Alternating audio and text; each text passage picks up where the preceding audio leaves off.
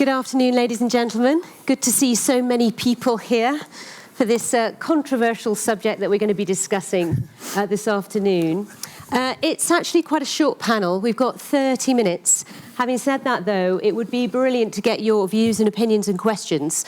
So if you are familiar with the Slido system that they're using here at the World Economic Forum as a means to pose your questions to the panel, do use that. I'm told, here we go, this is the website behind me. That's the way you join, and you can pose your questions. If you see a question there from someone in the audience that you like it, because the most liked questions creep to the top of my screen here, and that question is most likely to be put to the panel. So that's one way of asking questions. Also, you can do it the old-fashioned way. Put your hand up, stand up, tell us who you are, where you're from, and what your question is. But if you want to put something anonymously, you can do it that way as well. So do get involved. We want this to be as interactive as possible, and we'd love to get your views as well. So a very warm welcome to you all. Let me introduce to you the panel who are going to discuss the issue of Europe after Brexit. The UK's withdrawal from the European Union is imminent. I'm sure we're all well aware of that. I certainly am. I work for BBC News.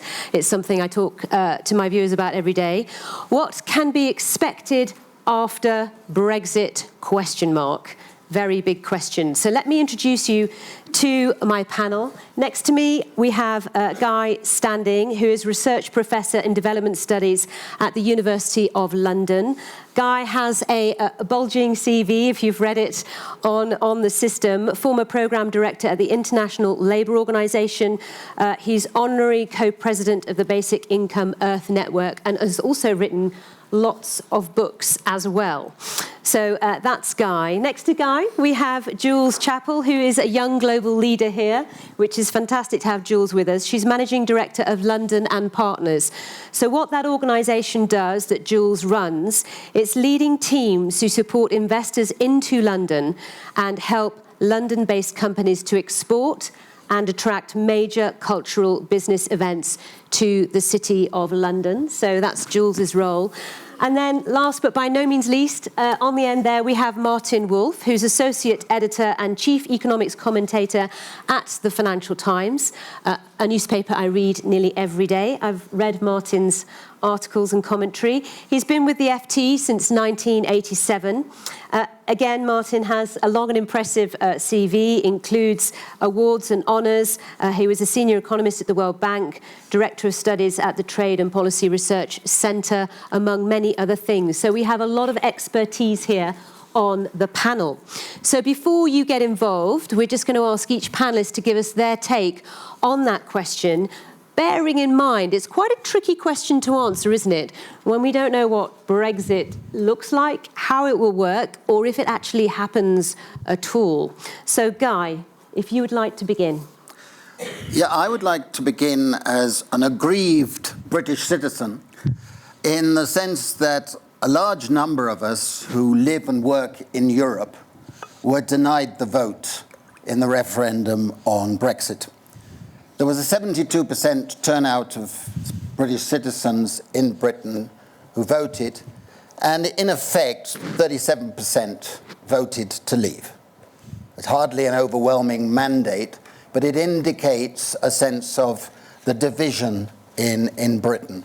And I think that division reflects very much the stupidity of a referendum on a very complex subject. And not only the stupidity, but the divisiveness of the issue in terms of class, in terms of the growth of insecurity and the growth of austerity with the government. So the government was asking for Remain when they were pursuing policies of austerity, which were increasing the insecurities. This is relevant for our later discussion because it's happening in other parts of Europe. If you have your citizenry becoming more and more insecure and feeling aggrieved, then the government says, vote for us for Remain. Don't be surprised if a large number of them revolt against that.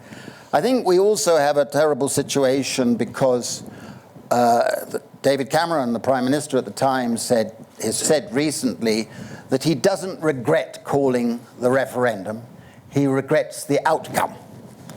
That seems to me an exercise in semantics that I don't appreciate.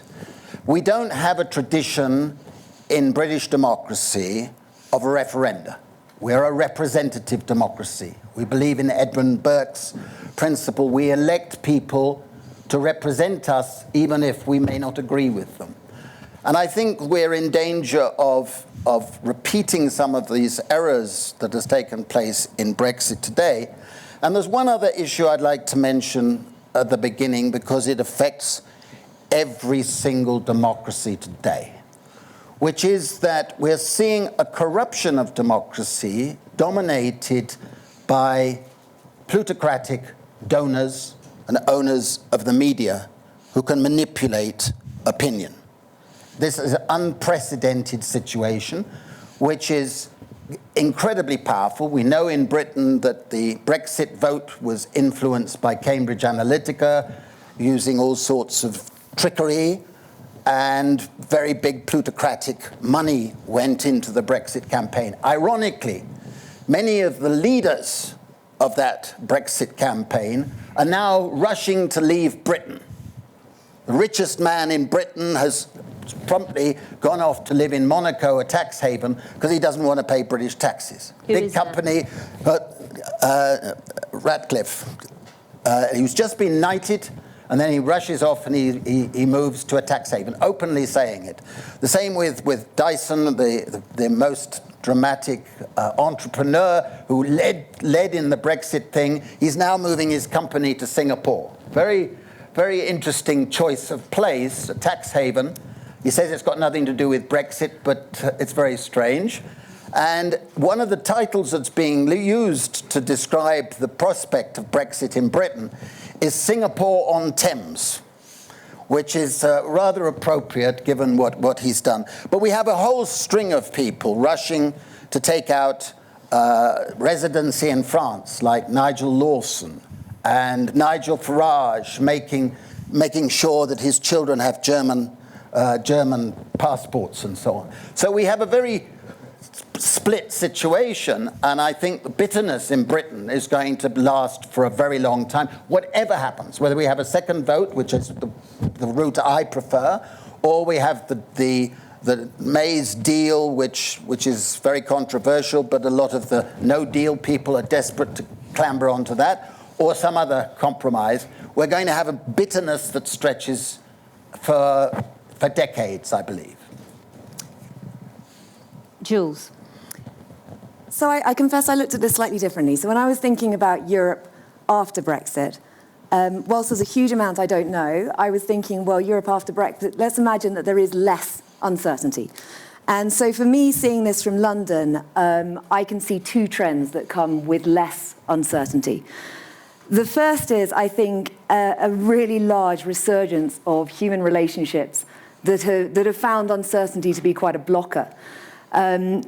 Now, I mean, there has been a really large amount of pragmatism beneath the politics that I have seen in my daily engagements with entrepreneurs from across the continent, particularly our digital entrepreneurs, for whom many issues are global, not regional anyway.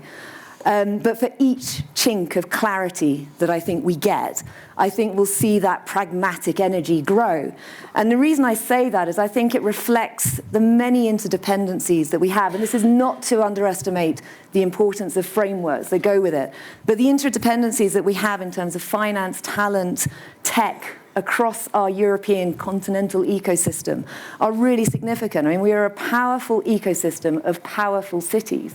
And actually, the report that came out on Monday at the start of Davos that had the 10 most powerful cities in the world, and 4 of them are European. London remains a city that attracts more FDI projects than any other city in the world. We see so much city-to-city collaboration that I and others are working incredibly hard to promote. But I think our entrepreneurs have been itching for certainty and clarity.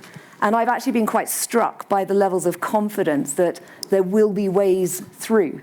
So I take quite reassurance in that level of pragmatism that when uncertainty starts to reduce, we will start to see that collaboration come through from the factors that pull us together.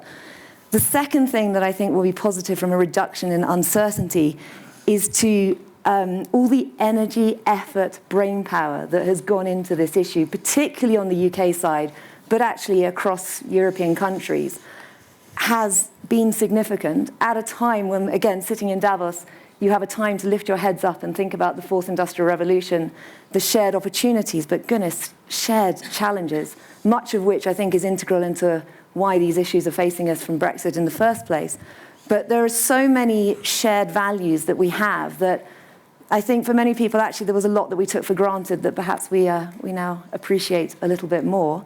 But when we talk about our shared liberal values, our shared diversity as a European continent, the importance we put around equality, these are things that when we talk about the future of AI and ethics, Europe needs to be firing on all cylinders right now. It's really important that our voice is heard at the global table.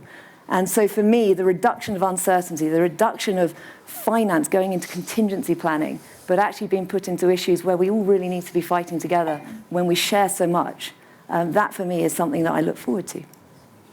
Martin. Okay, nobody said anything I disagree with, so it's perhaps a bit disappointing, but it means I don't need to go over the history of the referendum,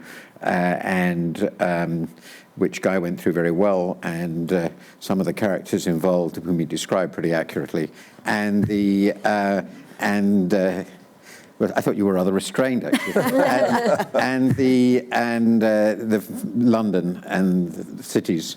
I've been a Londoner, as it were, all my life. I recently wrote about that, so I can put that to one side.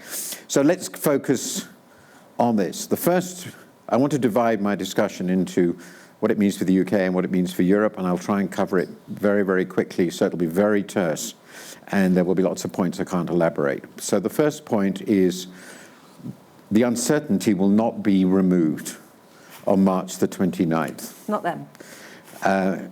It depends on the path we then follow, but in many respects, the uncertainty is bound to remain for years, if not decades afterwards, and I will explain why, and I will go through the different parts.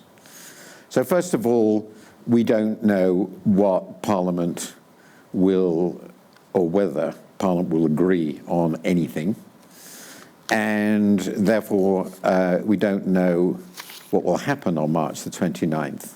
In the following respects. We don't know whether the Prime Minister's deal will ultimately be passed. I think that's still quite possible, and it's clear that the Brexiters are moving in that direction, as she expected. So the chances of that are significant. It is quite possible that no deal will be reached by Parliament, and then in theory we crash out. I'll come to that thing. And it is also possible that Parliament will agree and seek and gain an extension to the Article 50 vote, a number of European politicians to the Article 50, exit possibly or probably in order to have a second referendum. These are all possible outcomes. And they all obviously have completely different implications for subsequent uncertainty. If the Prime Minister deal goes through, the uncertainty is in a sense least, but all we've decided is the withdrawal. We have not decided, and indeed have not begun to negotiate quite deliberately, the post-Brexit trade deal. It's clear that that will be very difficult. The Brexiters will want to go back to Canada, and Canada is incompatible. The Canada Free Trade Area is incompatible with the Northern Ireland backstop, the Irish backstop. We don't know how that will be resolved.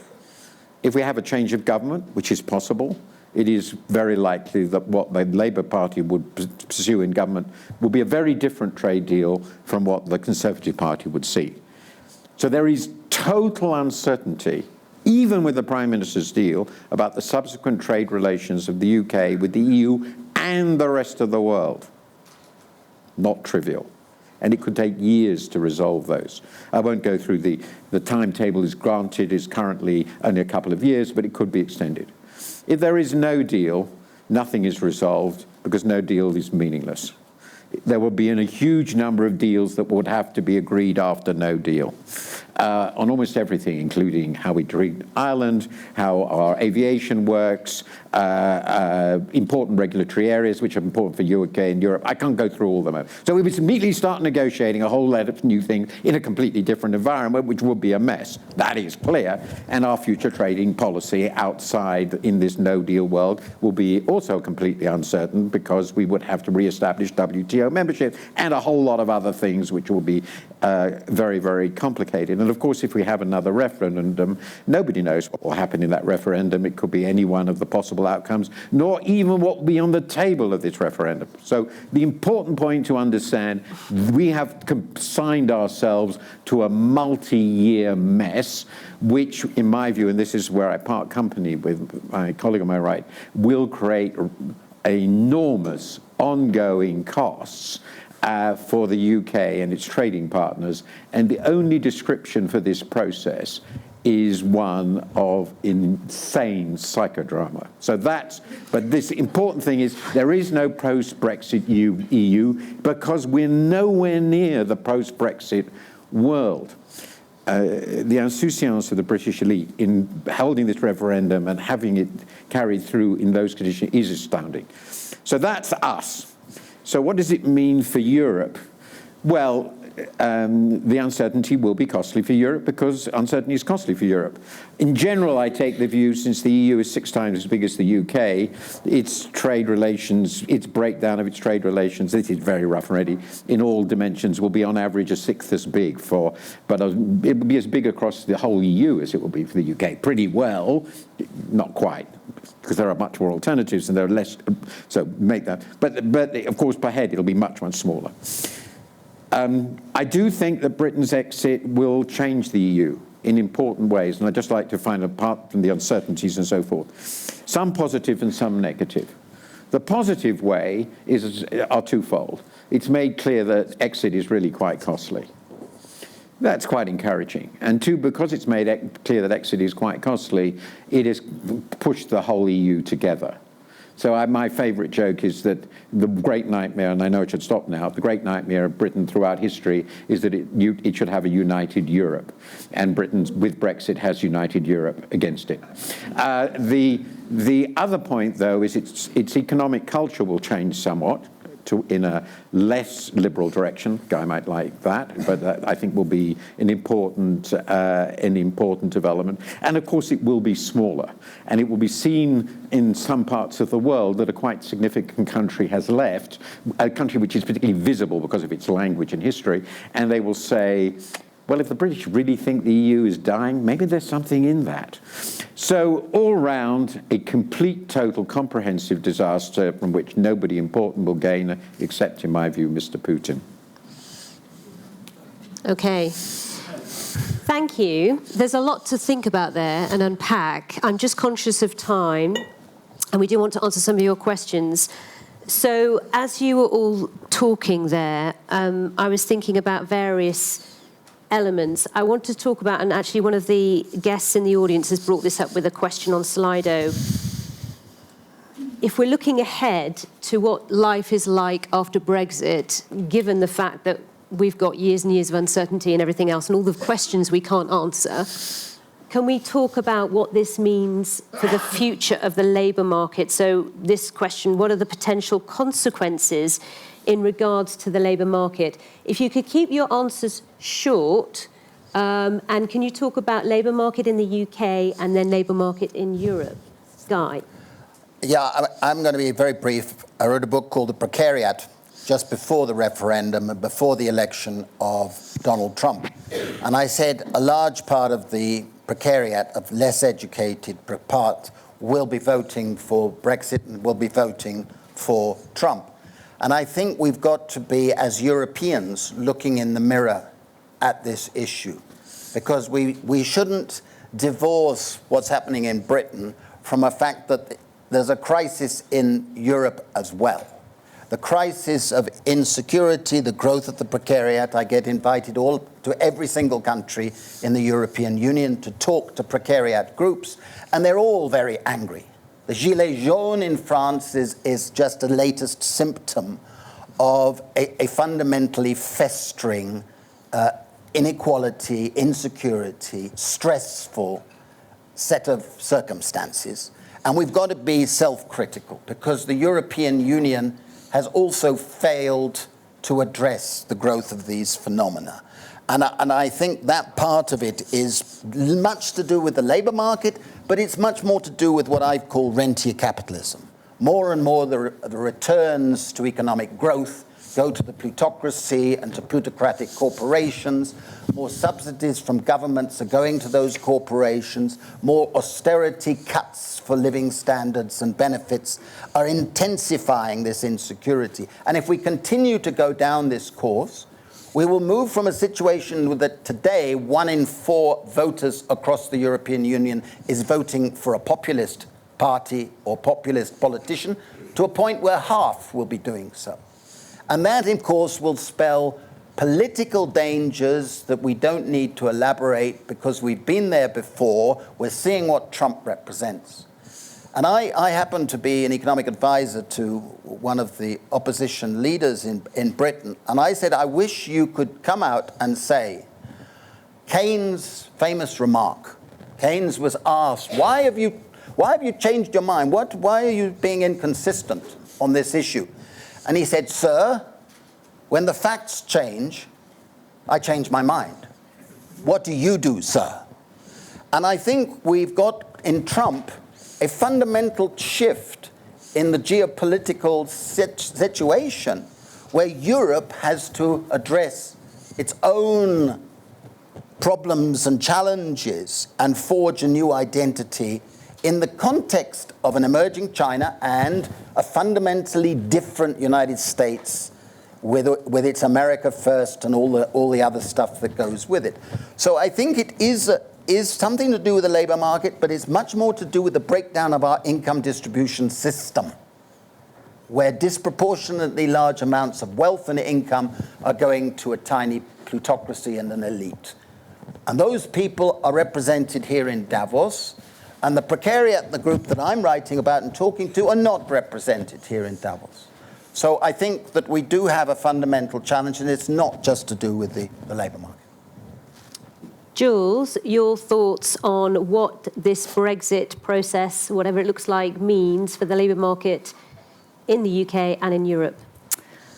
I think it is very difficult to answer, and of course this is such a critical question where we really don't know what's going to happen. But I think the things that, from trying to balance political and economic arguments that have come out, certainly on the UK side of things, I think the one thing that has come in quite clearly has been the issue around not skills-based movement, but just free movement.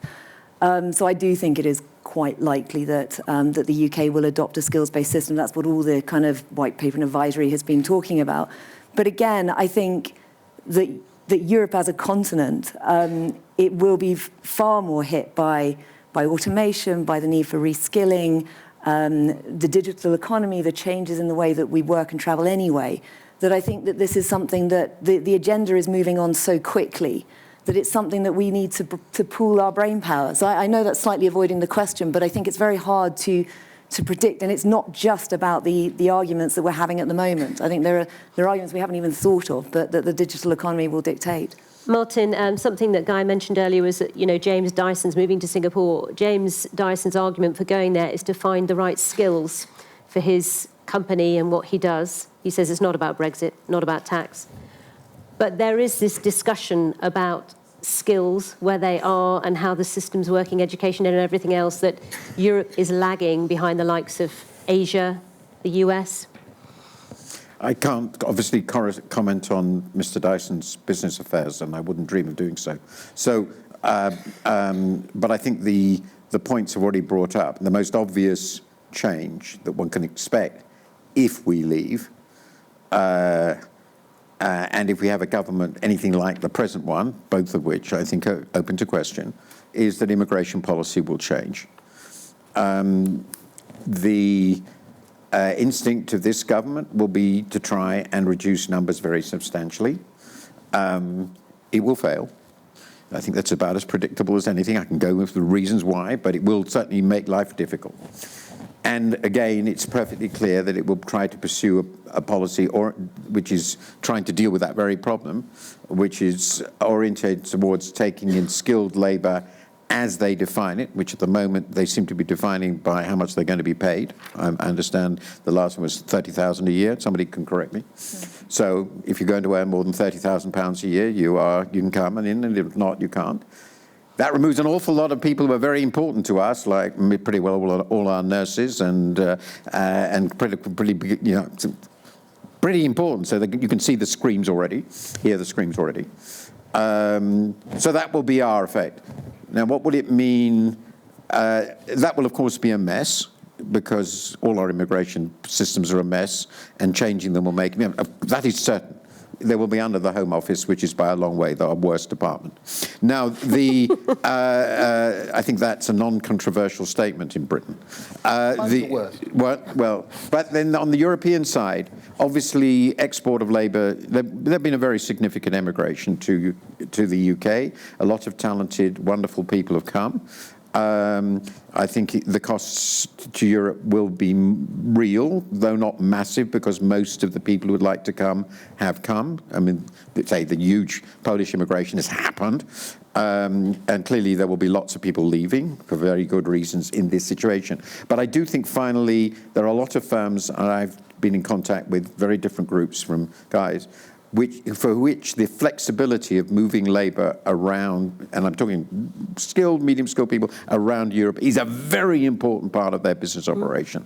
And if they're going to have to deal with the Home Office on every one of those things, it's going to be a bloody nightmare. And basically, they're going to run Britain as a completely separate island from the rest of the European business, because they're going to have to, and that will be one of the many ways in which this will be costly. I have talked to a lot of company CEOs about lots of things to do with this, but 2 or 3 have said to me who run businesses in Britain who employ a lot of European workers, that actually what they'll do is they've already got their bases lined up. They'll move them there, yeah, of course. In other, Amsterdam, other parts of Europe, they've already got their sort of ducks in a row. We're almost out of time, but I just want to... A lot of people have liked this question, and it's the top of my list here, so I'm going to put it to you guys for a quick response. What is the best argument against a new referendum? Guy? Further uncertainty, but I still think that it's the least bad option from where we are today. To have one. To have a second vote. I think a lot of the young precariat didn't turn out last time. We only had a 70% turnout. And a lot of the younger people are tending to be much stronger Remain. They see themselves as European. And I think that having a second vote will be divisive, but any option is going to be divisive. And I think this will be the least bad of the options available. And we should enter that debate by saying that we should be critical Remainers. None of us should be idolising Well, the UK's always been that, hasn't it? Yeah, but don't worry about that, to a guys. European audience, or predominantly European audience. I think one of the lessons of Brexit should be the lessons for all of us. I live and work in Europe, so I think we all have lessons to learn. It may take different forms. The Gilets jaunes is a different form to what's happened in Britain, and what's happening in Eastern Europe is different from Western Europe, but the same phenomena have to be addressed. Jules? I think the argument against is that even if a result came out and effectively for Remain, it probably wouldn't do so in a hugely conclusive way. It's not going to suddenly be an 80-20 split. It's likely to still be very close, and looking at the different polls, it's still very close. It does look like it's slightly shifted, but it's very close. And the reason I think that could be very disruptive and divisive is I kind of draw parallels a little bit with any of the rest of you heard Sir David Attenborough talking about why isn't more done more quickly on climate change. And he said, as humans, when we listen to things that are just of such complexity and enormity and very often put in a negative way, we naturally tune out. And I think a lot of people have tuned out because it's just so complex. And and as I say, a lot of the discussion around it has been quite negative. So I think that would be an argument against. So, little advertisement. This is the subject of my column, which will be up in about an hour. Well, the case for and against the next referendum. I think it's basically been described that it won't resolve the uncertainty because it won't decide Britain's position, and that it will turn what is still manageable and civilized civil war, it is a civil war, into an unmanageable and very uncivilized civil war, in which if the Brexiters lose, but by a modest margin, a very, very significant proportion of the British population will feel, with some good reason, that they have not been listened to, that they've been cheated of their democratic right to make a decision, and that therefore the legitimacy of the political system as a whole, of which they are part, which is, I would say, the single most important asset Britain as a country has had historically, and the thing that is striking about Britain compared with other large European countries, that asset will be destroyed. Unfortunately, in my view, that asset is going to be destroyed anyway. I remain, to be precise, because this is so important, I'm going to say it. I got my paper and myself support as the first best option, if it can be done without risk, the Prime Minister's wretched deal for this reason. People disagree with me, but for this reason. If the Brexiters won't let that through, I am never going to accept a no-deal crash out, and we'll have another referendum. But then the civil war has already got really serious. The irresponsibility of the Brexiters in the last month in not accepting victory and compromise is making a political resolution in Britain almost impossible. And that is, to me, absolutely astonishing. And depressing. Of course. And we are pretty much out of time. As you can tell, it's an extremely complicated and difficult issue to try and navigate and try and resolve. So many problems come up as you try and discuss even the basic issues. Thank you so much for your questions. This was a very short session, so apologies we couldn't cover more of your questions, but you can continue the conversation. If you do that, you use hashtag WEF19, hashtag Brexit on social media. Sally, can I? Yes, I feel like it's ended on such a negative note. Can I just put in a very short anecdote? Go on. A few years ago, I was a British ambassador, and I collaborated with my European colleagues in such a strong way, not because our capitals instructed us to or the Commission instructed us to, but because there were so many things on which we agreed. We had shared priorities, shared interests, shared values. And I think let's not forget as we go forward. I'm not meaning to belittle the complexity, the fragility, but let's not forget what we represent as a continent, as a group of people who share values. Because, as I say, there are so many other things beyond our continent that are so important. And I think it's really important to remember that. And that's why Jules is a young global leader and an optimist. Thank you all for being on the panel. Jules Chappell, Guy Standing and Martin Wolf. And thank you for being such an attentive audience. Thanks.